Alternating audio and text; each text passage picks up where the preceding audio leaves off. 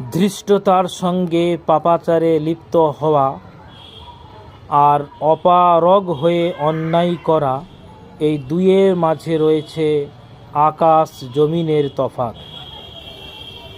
অপারগ পাপাচারীকে পাপ থেকে বিরত থাকার উপদেশ দিলে সে বলবে আমার জন্য দোয়া করবে। আসলে আমি জানি এই পথ অবাধ্যতার পথ, এই পথে ধ্বংস অনিবার্য। কিন্তু নফসের ধোঁকা ও শয়তানের কুপ্ররোচনার শিকার হয়ে আমি বারবার হোঁচট খাচ্ছি। বস্তুত আমি ফিরে আসতে চাই আল্লাহর রহমতের কোলে।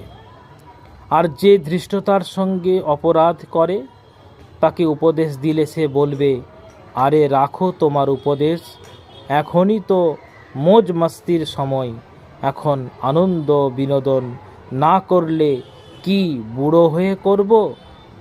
তুমি কি ভেবে দেখেছো এই দুই ব্যক্তির চিন্তাধারার মাঝে কতটা ব্যবধান?